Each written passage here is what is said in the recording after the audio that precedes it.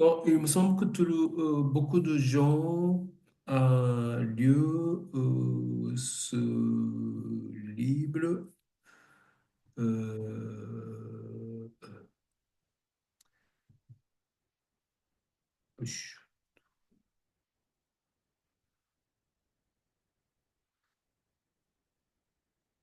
non, là,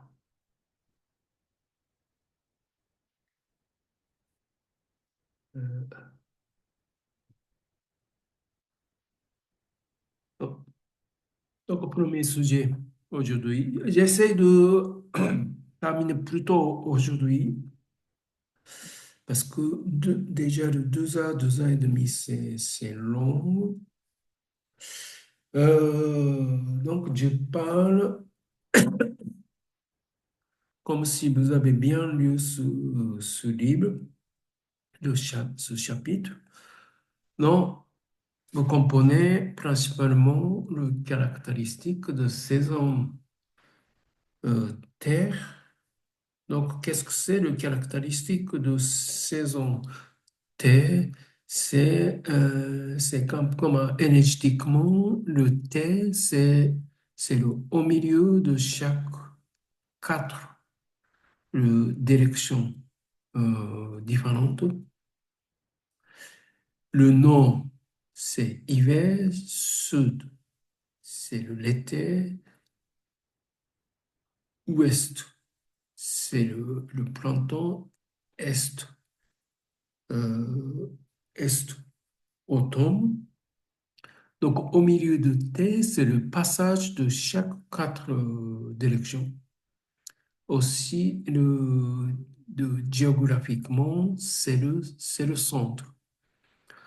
Donc, le centre, c'est à la fois passage et aussi à la fois le équilibrage et à la fois le équilibrage de quatre directions.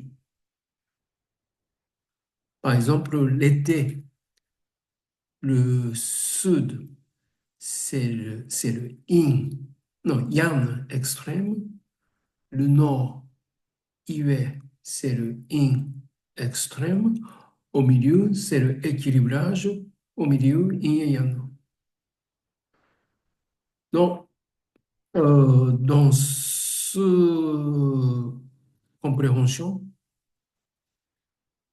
le T, c'est au milieu et équilibrage et le passage de chaque direction. Donc, c'est pas le extrême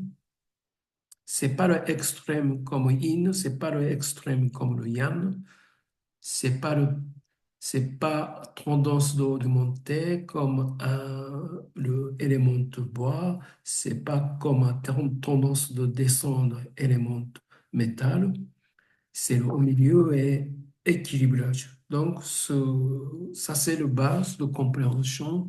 Qu'est-ce que c'est le méridien, élément de terre? Et puis, avec ce caractéristique, équilibrage, le central, caractéristique de élément terre, il y a ce que nous, on a besoin de comprendre, c'est le caractéristique de méridien, ce qui est le plus constant, le méridien de latte et estomac. Donc, beaucoup de livres, donc latte euh, parle de latte et pancréas. Pourquoi donc latte pancréas, c'est le méridien de Yin et estomac, méridien Yang. Ils sont couplés. Et pourquoi latte et pancréas, deux organes? Ça, c'est un peu le historique de médecine traditionnelle chinoise. Donc, le pancréas, c'est le organe de corps que, à l'époque de médecine traditionnelle chinoise, il, il ne trompe pas. C'est considéré comme son existant. Et le lors de méridien de Eurat, à l'époque, il utilise le nom de méridien de Eurat, mais un vrai fonctionnement, si on analyse le fonctionnement à l'époque qu'elle met le lat en ancien chinois, dans le médecine moderne maintenant, c'est le fonctionnement de l'organe de pancréas. Donc, c'est pourquoi beaucoup de livres modernes, pays occidentaux, ils mettent le nom de l'acte et pancréas ensemble, mais bien sûr, dans le texte classique, il n'y a pas de citation de pancréas, il met que le l'acte. Ah, donc, on peut considérer le lactopancréas, comme on utilise comme le nom, donc méridien de Yin, et le estomac, méridien de Yang. Yin et Yang, ils travaillent toujours ensemble. Donc, comme vous avez lu ce texte, ils ont bien sûr le rôle très important. Il occupe, il occupe tout est le prendre énergie de terre vers l'intérieur du corps par le moyen de l'alimentation. Donc, ce deux méridiens-là qui occupe ce rôle-là, qui est très important pour être vivant, pour de l'alimentation de extérieur vers l'intérieur de notre corps. Et, et parce qu'on a déjà commencé à voir que un par un, on a mis l'estomac et poumon, grands intestins qui occupent l'expiration, donc prendre énergie du ciel vers notre intérieur, donc c'est le méridien de poumon, grands intestins. Donc, deuxième couple de méridiens, ce qu'on est en train d'apprendre, c'est le lato-estomac qui occupe celui-là, l'énergie de terre vers notre intérieur du corps en passant l'alimentation.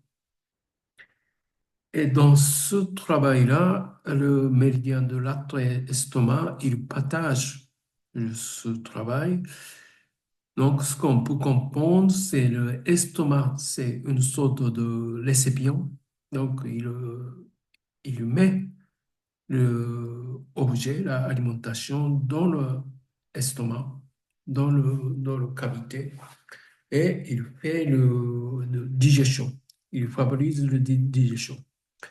Et puis, logique de médecine traditionnelle chinoise, c'est le latte qui occupe tous les côtés de diriger l'énergie dispatchée vers notre intérieur du corps. Donc, un peu comme un méridien de l'estomac qui occupe le travail physique et l'acte qui occupe un peu de direction, de gestion de cette énergie pour dispatcher notre corps. Et après, c'est ce méridien de terre qui était extérieur, méridien non, excusez-moi, énergie de terre qui était euh, existait comme énergie de terre et qui entre à l'intérieur de notre corps et qui devient l'énergie intérieure de notre corps. Et cette énergie-là doit saturer l'intérieur de notre corps, mais avec le mélange de mélangé avec l'énergie du ciel. D'accord? Donc, ce modèle de circulation d'énergie est donc d'abord de extérieur vers intérieur, et puis intérieur de notre corps, euh, il y a un certain méridien qui l'énergie qui mélange et méridien qui occupe pour faire circuler notre corps. Donc, c'est plutôt le estomac qui occupe de accepter l'énergie extérieure vers intérieure, et c'est le lac qui occupe au sacré intérieur de notre corps. Donc ça aussi, il y a le rôle de yin et yang, extérieur et intérieur au méridien de l'estomac. Et pour ce compréhension, par exemple, l'énergie de méridien de estomac et énergie de méridien de lacte est un peu, c'est pas un peu, le bien opposé. Donc, énergie de méridien de estomac, ils ont tendance de aller vers le bas, vers le pâté, vers le bas, en faisant le digestion. Quand l'alimentation lente va par la bouche et ils descendent vers le bas, intérieur de notre corps. Donc d'abord, ils passent sur le tube digestif et jusqu'à l'estomac et mûrissement à l'estomac, et après ils poussent vers l'intestin grêle, les grands intestins. Donc, tous les tubes digestifs, au milieu, c'est l'estomac. Ils sont énergie va le diriger vers le bas de notre corps. Donc ça, c'est une tendance de direction de l'énergie de l'estomac. Contrairement, le latte est plutôt vers le haut du corps. Mais attention, comme un latte occupe plutôt l'énergie, c'est pas l'alimentation. Latte occupe énergie qui est expirée, qui a pris par l'estomac. Et cette énergie-là, c'est le lacte qui occupe envoyé vers le en haut de notre corps. Et qu'est-ce qu'il y a en haut de notre corps, en haut de l'estomac? C'est le poumon et le corps. Ça, c'est un peu comme à trois niveaux de corps, trois foyers. Donc, foyer supérieur, c'est le poumon et le corps. Donc, c'est le lacte qui occupe envoyer cette énergie vers le haut de notre corps. Et cette énergie envoyée vers le haut de notre corps, et puis l'énergie expirée par le poumon, énergie du ciel, et ils sont mélangés au niveau du poumon, foyer supérieur.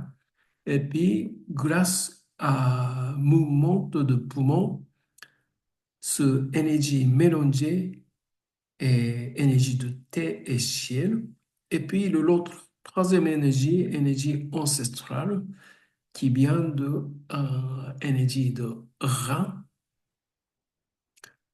Donc, ce trois niveaux d'énergie mélangés au niveau du poumon, et grâce à l'expiration du poumon, énergie envoyée toutes les parties, tous les méridiens pour mieux circuler l'énergie intérieure de notre corps. Donc, ça, c'est un peu le protocole, modèle de concept médecine orientale, comment ça bouge notre intérieur du corps et chaque méridien occupe son travail précis euh, de saturation énergétique.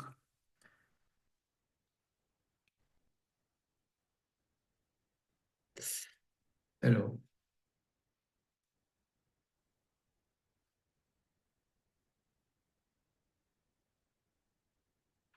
il y a un concept de énergie postnatale et énergie prénatale. Donc, c'est le concept très important, c'est un très grand concept. Donc, énergie prénatale, ça veut dire avant de naître,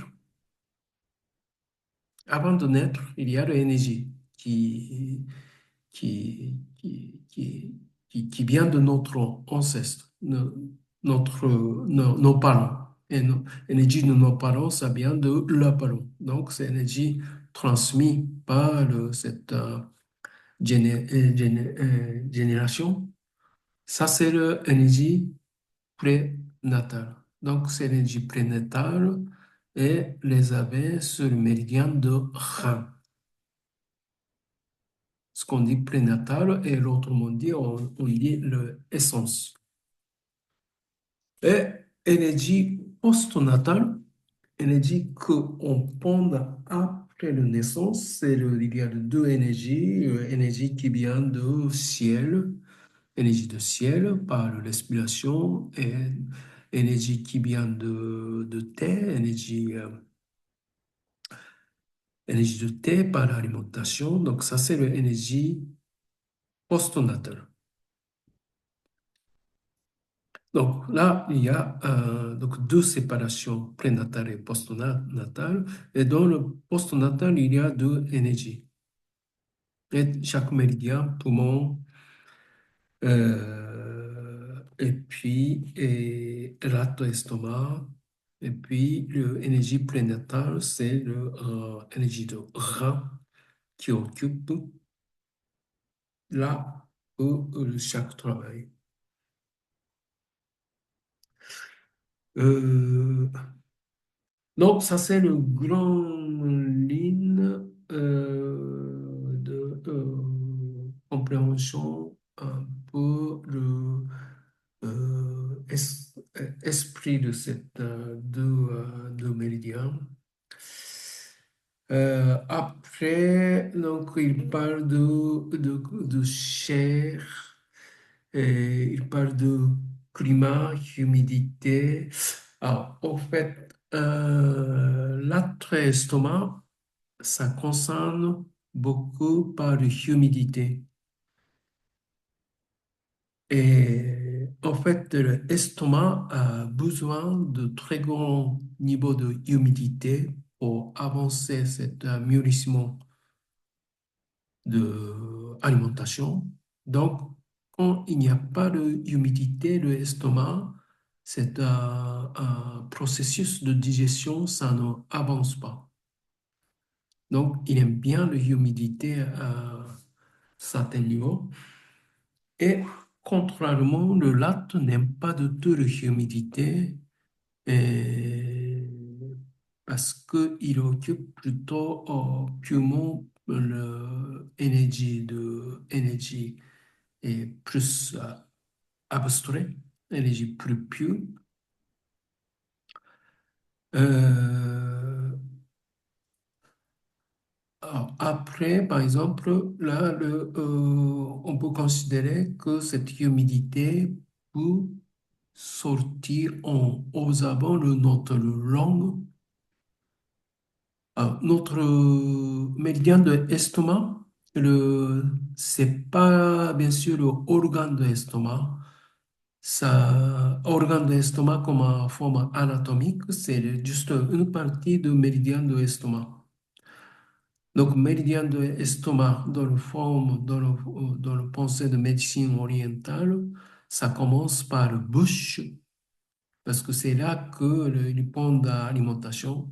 Donc, tout ce qu'on peut observer dans la bouche, ça, on peut observer tout ce qui se passe au niveau de l'estomac.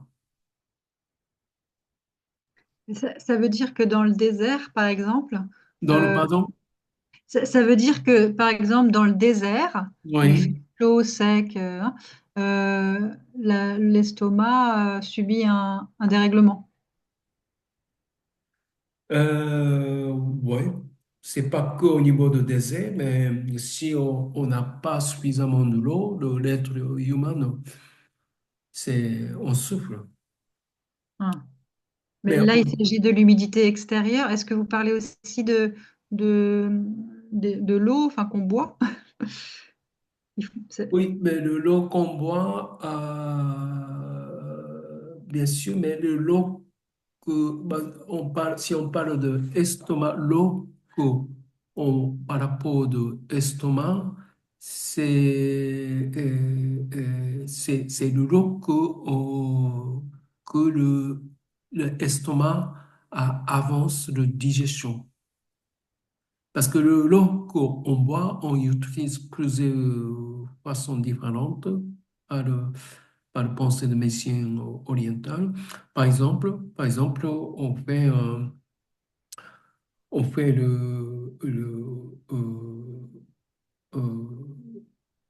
on utilise pour le sang, par exemple, ou on circule. Le intérieur de notre corps, c'est le liquide qui circule Hmm, dans la forme de sang. Et aussi, il y a plusieurs liquides corporels.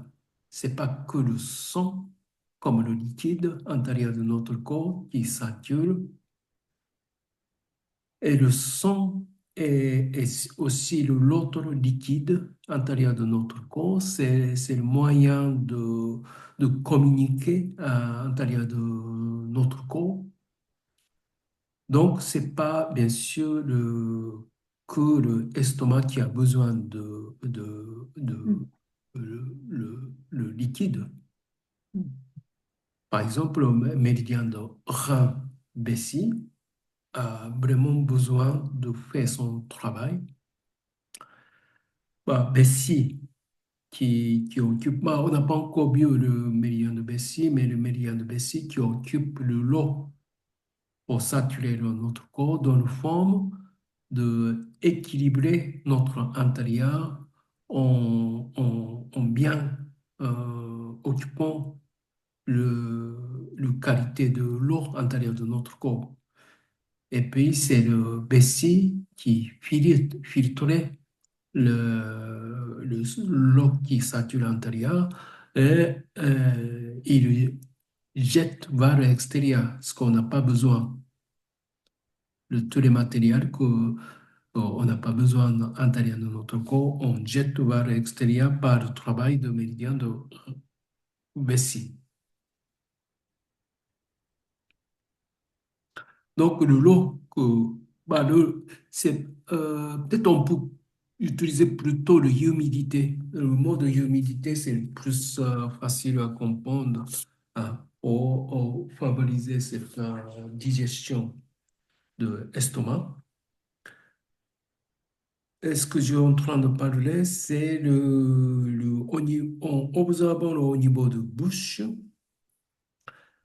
on peut observer pas mal de choses ce qui se passe au niveau de l'estomac. Par exemple, dans le médecine orientale, on fait beaucoup d'observations de langue. Par exemple, le couleur de langue, ça montre un peu un état de l'estomac. Par exemple, le couleur de langue, le rouge, qu'est-ce que ça peut signifier? Rouge, qu'est-ce que c'est dans le signe de médecine orientale? Est-ce qu'il est yin ou yang?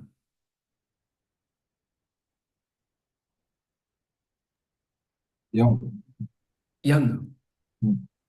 Et contrairement, le couleur, plutôt le pâle, au niveau de l'angle, ça existe, ou le blanc, ou pas beaucoup de couleurs vivides, c'est contraire.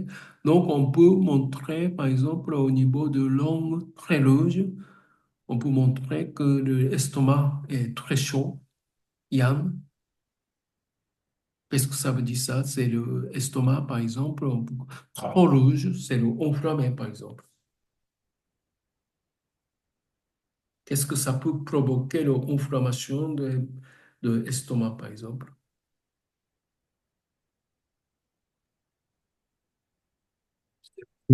Reflux gastrique. Ouais. En Des mangeant, ulcères, des ulcères, par exemple, en mangeant l'alimentation épicés, très yann, très épicés, épicée, par exemple, ou bien trop chauds, trop chaud, très bien. L'autre, alimentation de yann, qu'est-ce que c'est l'alimentation de yann? Trop de viande. Pardon? Viande, plutôt rouge ou plutôt blanc? Rouge. Rouge. Euh, le prompt, par exemple, quel genre de prompt? Ça peut être le yin et ça peut être le yang. Bah, le légume, il y a beaucoup de légumes, mais qu'est-ce que ça peut donner le caractéristique de yin et yang dans le légume? Légume qui développe pâté, c'est le yin ou yang.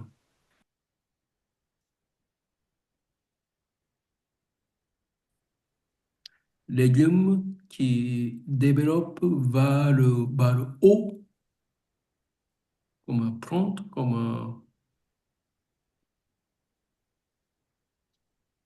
on mange beaucoup de légumes. Vous mangez beaucoup de légumes. Mm. Est-ce que vous mangez, par exemple, le radis, Oui. les légumes racines, légumes latines, qui va aller où? Et la- dans la terre. dans la terre, c'est yin ou yang. Yin. Ah ben le Yin, yin, oui.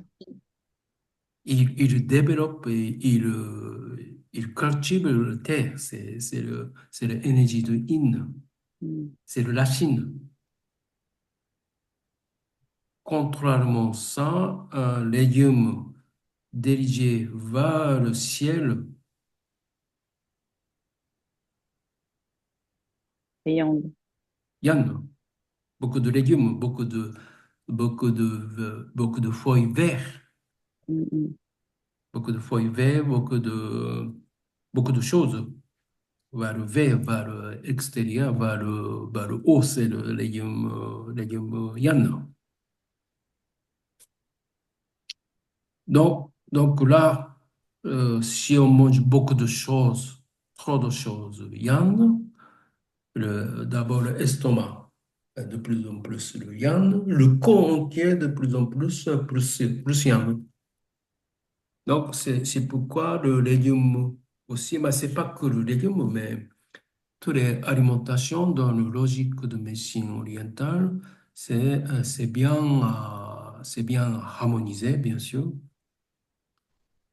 Et aussi idéalement adapté par saison. Adapté par saison, ça veut dire qu'il n'y a pas trop de décalage de chaque saison. Si on mange trop de choses, bah, par exemple, chaque saison, il y a le légume qu'on peut va plus récolter. Donc, à partir de maintenant, bah, le maintenant, c'est le petit melon. Petit melon, c'est thé ou bah, le ciel. Yin. Yin. Ah, c'est yin. Le petit marron, c'est pas vraiment le intérieur, c'est pas vraiment le haut, c'est plutôt le C'est le surface centre. Alors, c'est donc, c'est quoi? plutôt le centre. Ouais. Euh, et à partir de maintenant, il y a beaucoup de légumes de la Chine. Ouais. Et puis, quand le printemps et l'été arrivent, il y a beaucoup de feuilles vertes Mm, Donc, il faut adapter notre alimentation par chaque saison aussi. mm, mm. Donc, si on décale, parce qu'il y a de plus en plus de production qui décale la saison, Bah, on peut dire grâce à progrès technologie et agriculture, mais on peut dire à cause de progrès agriculture, notre alimentation de plus en plus décalée par rapport de logique de médecine orientale. Mm. Euh, donc, le climat humide. Donc, climat, on a un climat de humidité, on a besoin certains niveaux, mais aussi, ça peut devenir le attaque. Si trop de humidité, c'est possible de certaines situations, par exemple certaines situations climatiques, certaines situations locales, ça veut dire que inondation par exemple, ou bien trop proche de rivières par exemple. Certaines personnes, pas de problème, mais certaines personnes plus sensibles par rapport de l'humidité, si on change de passer quelques jours au bord de la mer, par exemple, il peut attaquer par l'humidité et c'est le méridien de l'estomac qui est infecté par rapport de l'humidité. Je ne dis pas tout le monde. Euh, conditions, euh, climatisation, conditions intérieures de maison aussi, ça peut impacté par rapport de l'humidité. Donc, chaque méridien, ils ont son climat environnement plutôt faible. Par exemple, froid, c'est Rambessi. Donc, on va faire prochaine. Le chaleur, c'est le corps intestinal. Non, donc chaque climat affecte certains méridiens différents. Donc, humidité, c'est l'estomac. Ah non, estomac et latte. Et puis, donc méridien, chemin de méridien, en ce qui concerne comme au niveau de pratique. Donc, c'est en face de notre corps. Par rapport de notre méridien, par exemple, l'embessie derrière de notre corps, voie vestibulière à côté de notre corps, estomac, latte, c'est en face de notre corps. Estomac est un des trois méridiens plus longs dans l'autre corps. Qu'est-ce que c'est deux autres méridiens? Je viens de parler tout à l'heure. Derrière, c'est vessie. Et à côté de notre corps vestibulier, ce sont les trois méridiens qui est plus long, qui fait le lien la tête jusqu'à le pied. Mais trois méridiens occupent chaque partie du corps, méridien de vessie derrière, dos, vestibulier à côté et estomac en face. Du visage jusqu'à les pieds. Et cette position-là, c'est une des positions qu'on fait étirer, on étire ce méridien pour, pour impacter, pour stimuler, pour circuler ce méridien. Mais c'est vrai que jusqu'à descendre le dos jusqu'au sol, c'est pas pour tout le monde. Mais quand même, en pliant le genou, étirer en face du genou et le cuisse, ça donne un impact direct sur le méridien de l'estomac et latte. Ça, c'est un des exercices base exercice visualisé de Masunaga. Euh, donc ça c'est aussi, alors ce position-là, c'est pas que le lacto estomac. Un instant, je tiens.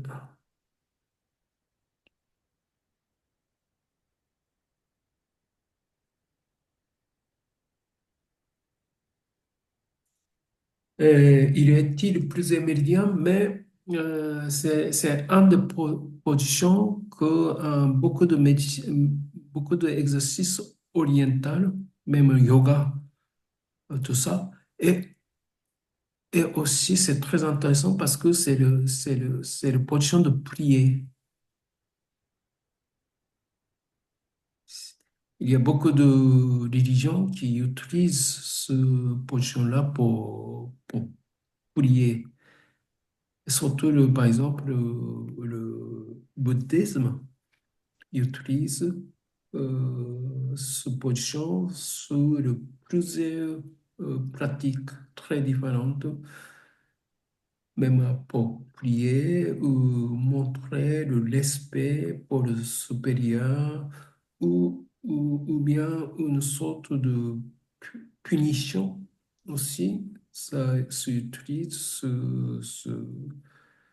ce position-là, et c'est pas simplement le position les abbés une seule religion, par exemple musulmans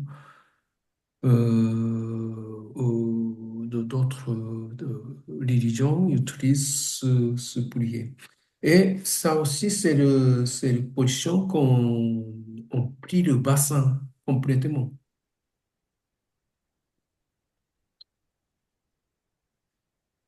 Donc, on peut considérer que ce position, traditionnellement, l'être humain trouvait que c'est le position qui a besoin de faire régulièrement dans la vie, dans la vie.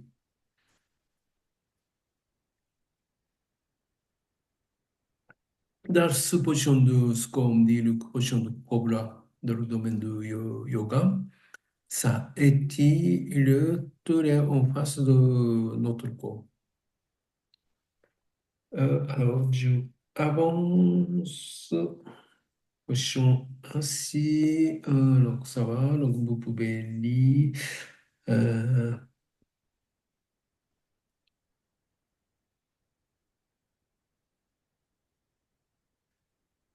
donc, comme le position de assis, c'est le forme de montrer un peu le posé et aussi une forme de tranquillité de médecine dans le culture euh, orientale.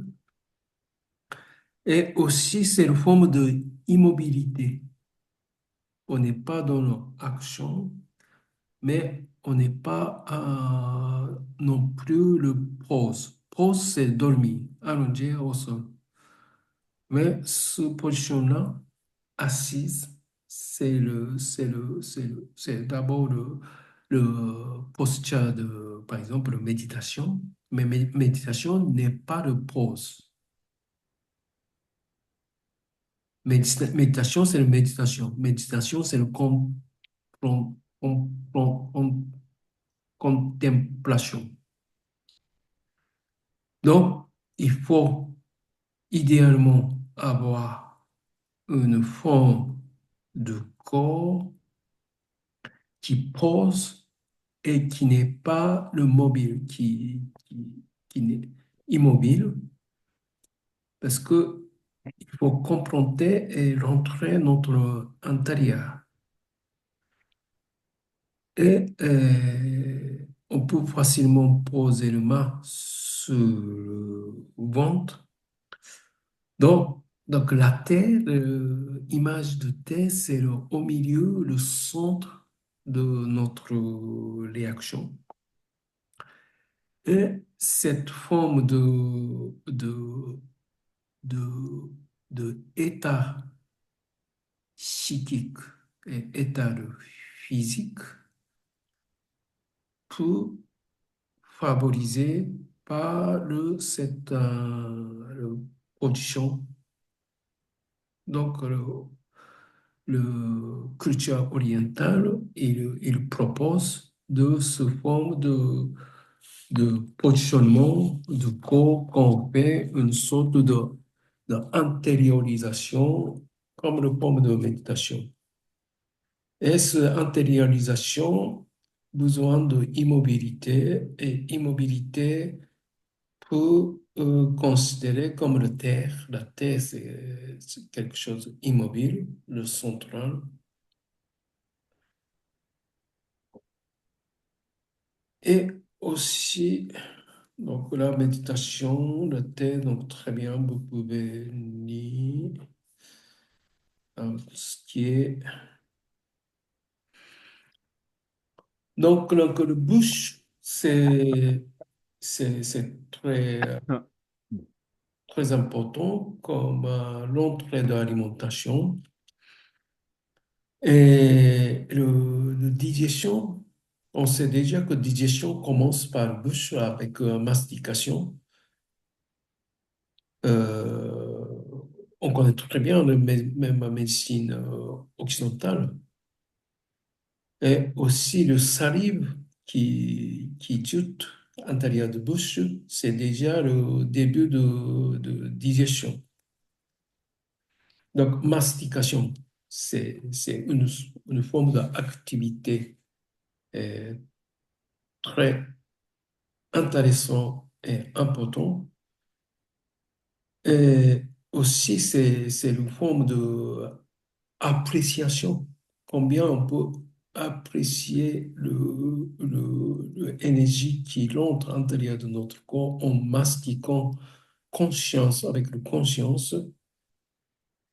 Donc, philosophie orientale, C'est bon? ben, c'est pas simple, c'est pas que la philosophie orientale, J'ai mais le écouté ça des... manger et prendre le temps et mastiquer avec la conscience, c'est vraiment le début de digestion et début de connexion énergie extérieure vers notre intérieur du corps. Et ça manifeste principalement au niveau de bouche. Donc, hygiène de bouche, ça aussi, c'est hygiène de vie, un des hygiènes de vie très importants. Euh, et aussi, c'est l'activité physique. Activité physique comme un être vivant. Et aussi, ça impacte directement l'état de digestion. Bah, traditionnellement, par exemple, le salive, dans la pratique occidentale, orientale, c'est l'énergie très précieuse. Donc, bah, en faisant le pratique comme un doin, par exemple, on fait le mouvement de bouche, et quand salive sort, il faut avaler le salive. Parce que on considérait que salive est le précieux. Euh, alors, par rapport de fatigue, c'est très intéressant par rapport quand on parle de l'attrait estomac.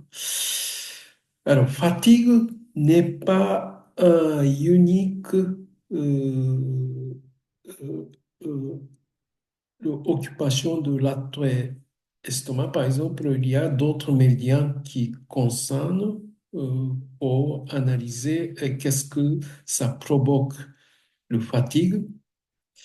Mais comme à l'attrait estomac, c'est le principe du travail qu'il pondre l'énergie de extérieur, l'énergie de T de extérieur vers l'intérieur, et celui-là qui fait saturer notre corps et qui devient l'énergie.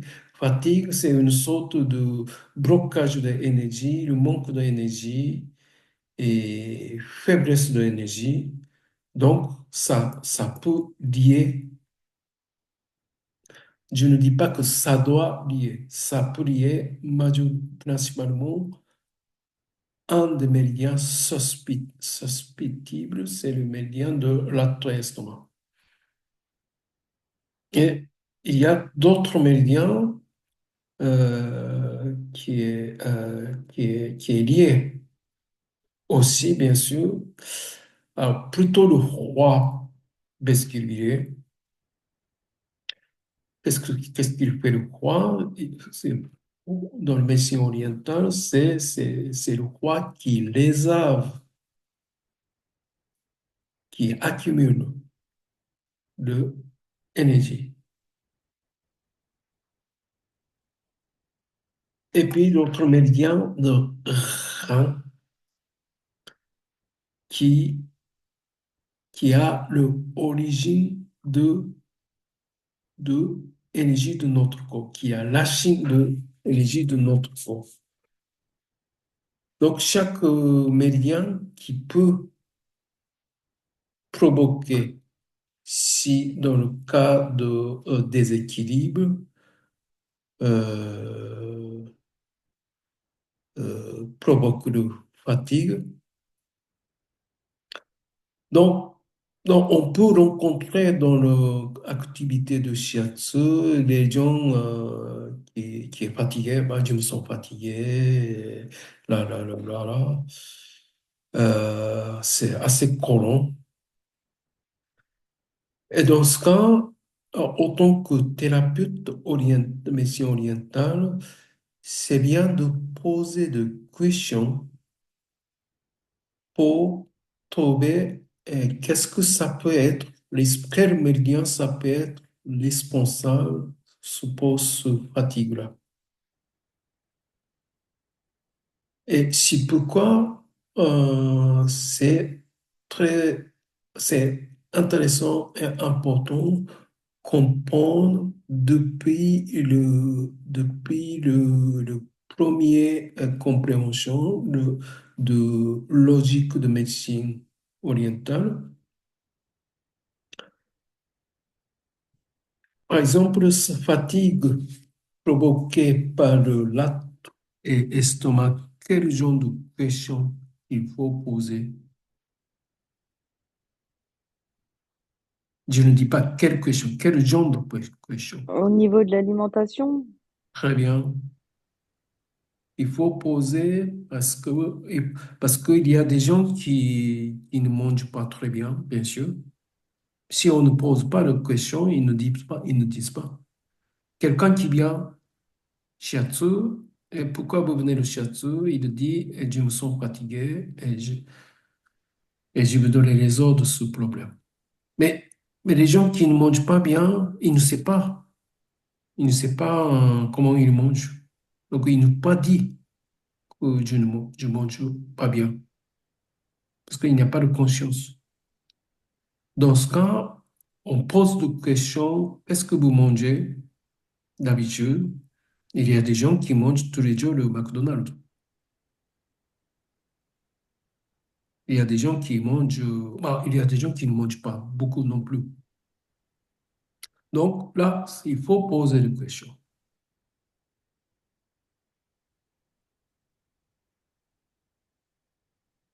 Et je ne rentre pas ici parce que ça peut être très long, hein, la liste.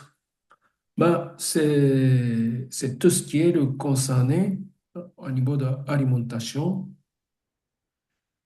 Euh, le fatigue peut provoquer par ça.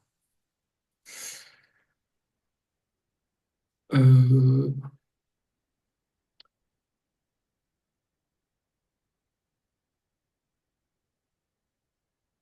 donc là, le choix d'alimentation, c'est très bien. Mode de cuisson, c'est un peu de détail, mais c'est bien si on peut occuper jusqu'à ce niveau. Mais c'est vrai que l'habit parisien, l'habit moderne, si on travaille pleinement, on occupe plutôt le micro-ondes, l'utilisation de vite à faire. Mais au tas de ce livre, ils ont très bien la conscience par rapport de tout ce qui est ce qui se passe dans la vie moderne autour de l'alimentation. Bah, en fait, médecine orientale, médecine traditionnelle chinoise classique, ils ne parlent pas, par exemple, bah, tout ce qui est le pesticide, le bio. Bah, à l'époque, bio, c'était normal. Mais toutes ces problématiques de alimentation très polluée, c'est très un sujet très moderne. Donc, je pense que nous, en tant que thérapeute qui vit dans ce environnement est de plus en plus pollué et de plus en plus euh, contrôlé par le politique, il doit être conscient, ça donne impact sur le corps de nos patients. Et bon, mon avis et ce sujet-là, c'est vraiment chaque conscience de chaque personne, ça peut être très différente. Il y a des gens qui ont une très bonne conscience, mais il y a pas mal de gens qui n'ont pas de tout de conscience et ils subissent tous les symptômes déséquilibre de notre corps et ils ne savent pas pourquoi. Donc, nous, en tant que thérapeute, si on ne sait pas, bien sûr, on ne peut pas répondre le conseil, on ne peut pas provoquer, on ne peut pas manger comme ce qu'ils disent ou pas, c'est votre choix, votre emploi de temps, c'est chacun doit s'habiller, savoir.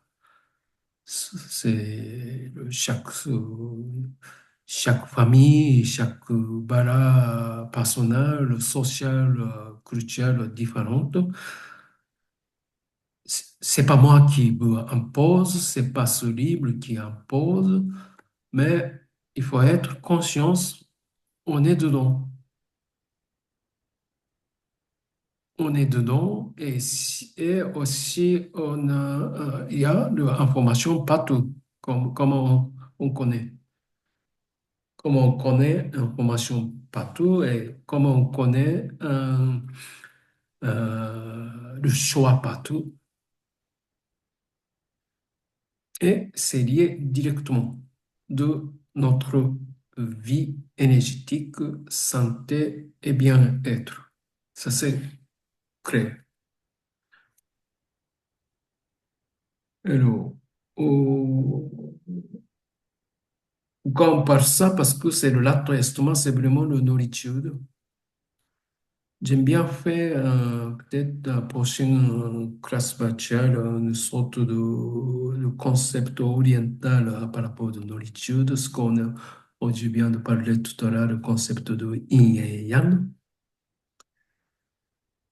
Il y a le concept de macrobiotique qui était très bien accepté en France les années 60-70.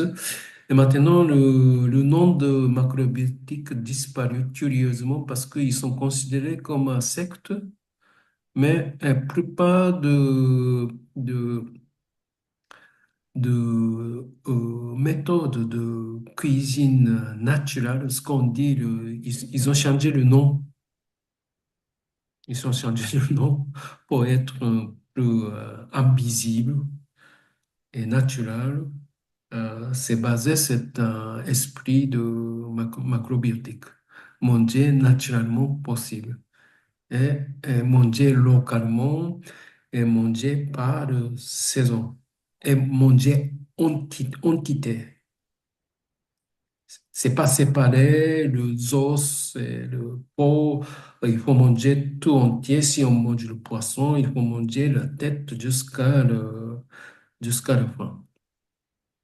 Et moins de cuisson, moins de ajouter, moins possible. Donc, ça veut dire que plus naturel possible. Donc, ça, c'est un peu, ça vient de cette philosophie de macrobiotique. Euh, donc, c'est très bien si vous pouvez lire tout ce qu'elle elle a pris de plusieurs pages par rapport de alimentation et diététique. Euh, et puis, là, par exemple, ce page-là, donc, elle parle très bien, par exemple, connecter notre ventre. Elle n'a pas utilisé le hara ici, elle est Isabelle Ladine, c'est plus un concept chinois. Donc, elle est moins japonaise. Mais ce qu'il parle ici, c'est vraiment philosophie, ce qu'on parle philosophie de hara. Hara, c'est le mot japonais, le ventre. Respiration profonde qui centralise et qui fait de connexion notre profondeur. Et cette connexion avec notre ventre qui connecte notre centre. Et notre centre, c'est le ventre. C'est ça que ce parti-là qui parle de connexion, le ventre et notre corps avec une relation profonde.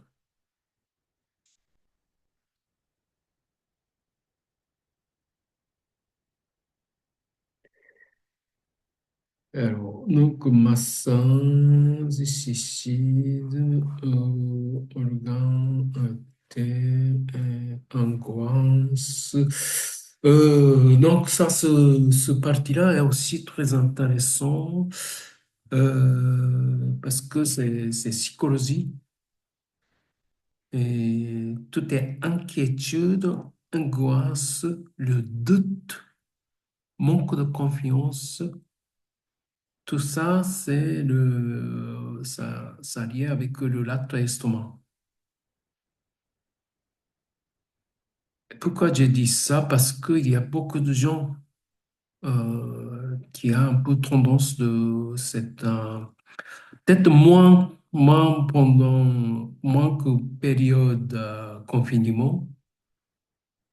Pendant la période de confinement, c'est considérablement monté les gens qui ont angoisse. Mais c'est vrai que un peu l'époque de angoisse, pas le peser les ans, je pense que c'est un peu le phénomène de angoisse, pas le peser, je pense, je ne suis pas un philosophe, je ne suis pas un psychologue non plus, mais toutes les pressions sociales. Et puis, saturation, information, soit vraie, soit mensongère. On peut croire assez facilement ce qui sature euh, plusieurs niveaux d'information différentes. Ça peut provoquer cette angoisse. Et qu'on ait le déséquilibre, l'estomac, on est plus concerné, c'est euh, euh, déstabilisation euh, côté psychologique.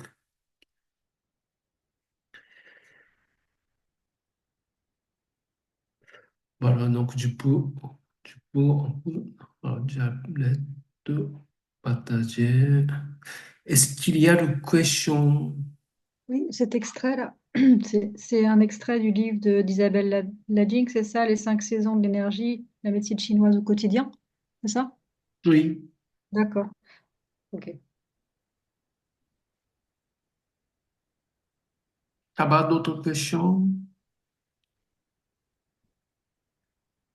7 ans et demi, 8 ans et demi. Ah oui, donc 1 an et demi. Donc, je m'arrête une fois enregistrement.